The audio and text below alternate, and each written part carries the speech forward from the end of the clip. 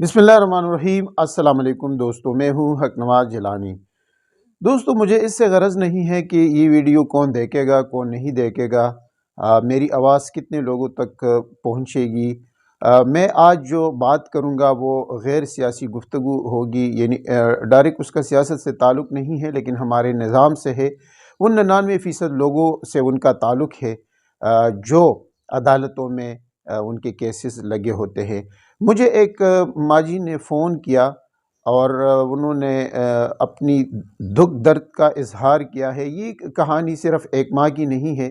बल्कि बहुत से माँओं की है, बहुत से वालिदैन की है, बहुत से बेटों की है, बहुत से भाइयों की है कि वो पाकिस्तान की अदालतों में जिस तरह वो ख्वार ज़लील हो रहे हैं, जिस तरह उनके साथ सलूक किया जाता है, और यही वजह है कि ये मुआशरा जो है बिगाड़ की तरफ जा रहा है और लोग मायूसी का शिकार हो चुके हैं। यानी मैं अल्फाज में बयान नहीं कर सकता उस माँ की दुख दर्द तकलीफ़ को, जो नाहक उनका बेटा जेल में है। उसका फ़ैसला मैं नहीं कर सकता कि वो नाहक है या नहीं है। इसका मैं आखिर में आपको बताऊंगा और आप भी छोड़ूंगा कि वो नाहक जेल में है या नहीं है, पुख्तून रिवायात क्या है इस हवाले से। लेकिन सिर्फ मैं जो आपसे गुजारिश करना चाहता हूँ, या जो माँ ने मुझे बताया है वो आपके सामने रखना चाहता हूँ कि हमारे चीफ़ जस्टिस साहब जो है, काज़ी फ़ाइज़ ईसा है, आर्मी चीफ़ है, वज़ीर आज़म है, सदर है, ये लोग सोच ही नहीं सकते, इन लोगों को इदराक ही नहीं है कि मुल्क किस तरफ जा रहा है। और माजी ने तो यहाँ तक कह दिया है कि मैं सुप्रीम कोर्ट के सामने, मेरे पास फिर चारा नहीं है कि मैं खुदसूज़ी करूँ। अल्लाह वो दिन ना लाए कि माँ जी जो है खुदसूज़ी करे,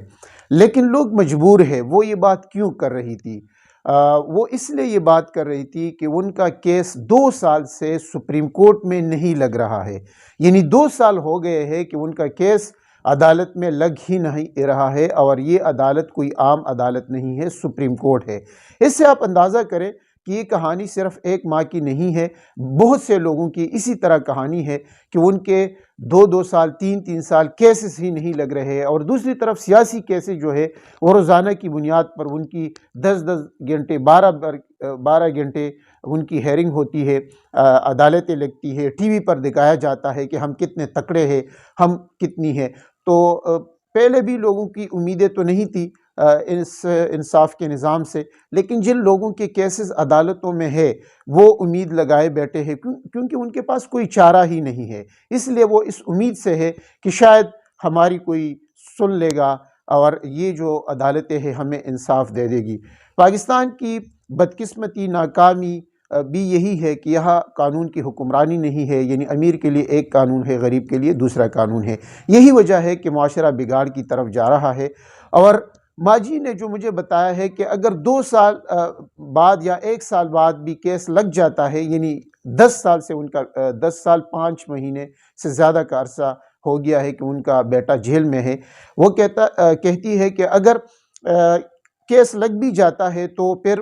जो मुखालिफ वकील है वो अदालत में पेश नहीं होता, यानी फिर केस का कोई फ़ायदा नहीं है, और अदालत हमें दूसरी तारीख़ दे देती है या तारीख़ ही नहीं देती कि जो है वो फिर कहते हैं कि हम आपको बताएंगे। यानी 2 साल अभी हो गए हैं कि वो कहती है कि मेरा केस ही नहीं लग रहा है। तो आप अंदाज़ा करें कि जिसका अकलौता बेटा हो जेल में, 10 साल से ज़्यादा का अरसा उनको हुआ हो, और माँ जी के पास सिर्फ अपना दुख दर्द बयान करने के लिए कोई रास्ता नहीं है। उनके शिकवे सिर्फ अदालतों से नहीं है, इस हुक्मरान, इस बदनुमा निज़ाम से नहीं है, बल्कि हम जैसे सहाफ़ियों से भी है। उनका गिला हामिद मीर, काशिफ़ अब्बासी से लेकर आम जो अंसार अब्बासी है, आम सहाफ़ियों से भी है कि मेरी आवाज़ को क्यों नहीं उठाया जाता, मेरा इशू क्यों नहीं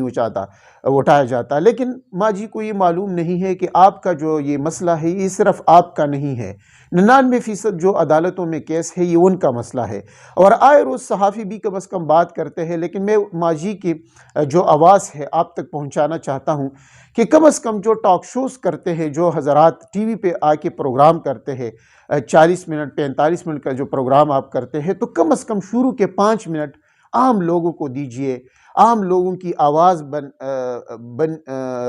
جائے آپ، یعنی عام لوگوں کے جو مسائل ہے، جو ایشوز ہے، جو عدالتوں میں ہے، جو عام بیوروکریسی میں ہے، جن کو انصاف نہیں ملتا، وہ کم از کم آپ اس پر بات کیجئے تاکہ حکمرانوں کو معلوم ہو کہ عام لوگوں کے مسائل کیا ہے۔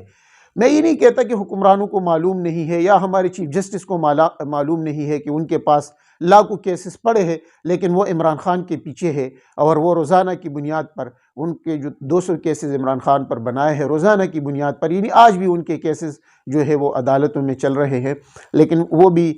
یہ انصاف جو ہے وہ ان کو بھی نہیں مل رہا ہے اور باقی لوگوں کو بھی نہیں مل رہا ہے۔ اور یہ آرمی چیف سے ہم گزارش کرنا چاہتے ہیں کہ خدا را ملک پہ رحم کی جائے اور عدالتوں کو کام کرنے دیا جائے۔ حکم دے آپ، کیونکہ آپ تو حکم ہی دیتے ہیں، عدالتیں آپ کے ماتحت ہے، تو ہم آپ سے گزارش کرتے ہیں کہ ایسے کیسز بھی کم از کم ہفتے میں جو 5 دن عدالتیں لگتی ہیں،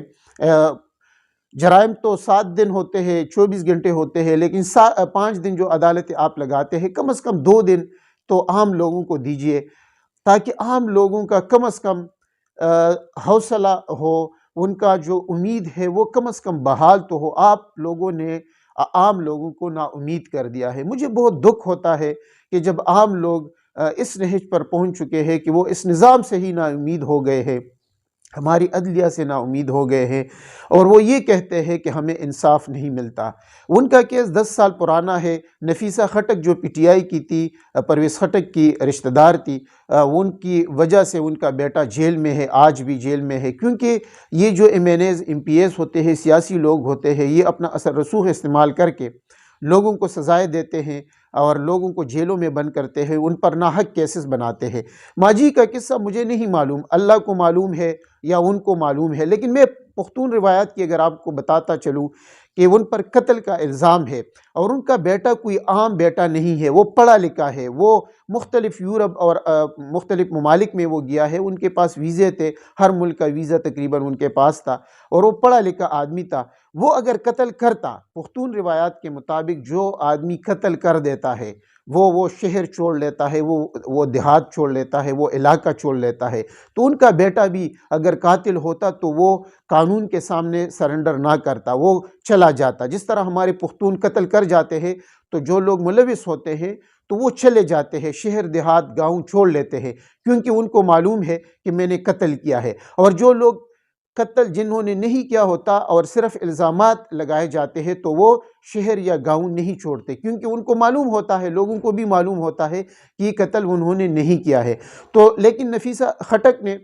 بقول ان کے، مجھے نہیں معلوم، پھر میں کہتا ہوں کہ مجھے نہیں معلوم، کیونکہ نہ میں نے کیس سٹڈی کیا ہے، نہ میں نے ان کا کیس دیکھا ہے، نہ میں ان کے بیٹے کو جانتا ہوں، نہ میں اس خاتون کو جانتا ہوں جو عورت ہے، لیکن میں نے اس لیے اس پر اپنی آواز بلند کرنا چاہا، اور انہوں نے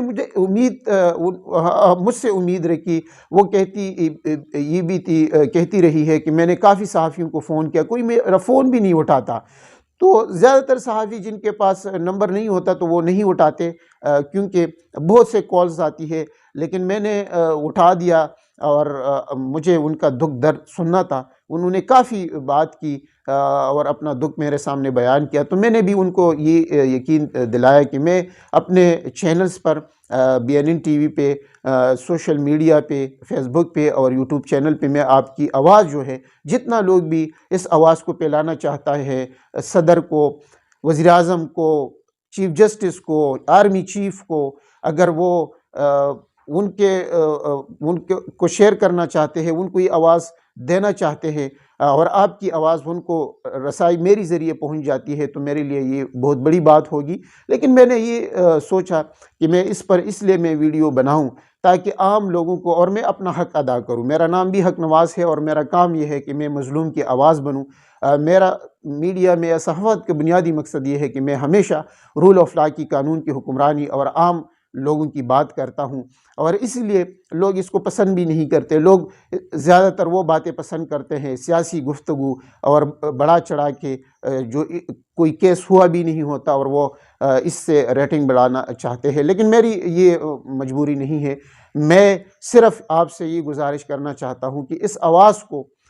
اس پر حکمران بالا کو، جو حکمران ہے، جو اس ملک پر حقیقی حکمرانی کرنا چاہتے ہیں، کہ کم از کم آپ غریب کی آواز بنیں اور اس طرح کی مظلوموں کی آواز بنیں. عام لوگوں کی عدالتوں میں جو کیسز ہے ان کو بھی دے وقت دے کوئی 2-3 دن اس کے لیے رکھے، تاکہ وہ مظلوم جو ہے کم از کم ان کی جو امیدیں ہیں وہ بحال رہے. نا امیدی بہت زیادہ بڑھ چکی ہے. خدا را ملک پر رحم کی جائے اور اس طرح مظلوم کی آواز جو ہے اس پر بھی غور کیا جائے. مجھے امید ہے کہ آپ بھی میرے ساتھ اس آواز میں اس مظلوم خاتون، اس پریشان خاتون، اس بے کس خاتون کی آواز میں آواز بلند کریں گے. دوستو آج کے لیے اتنا ہی.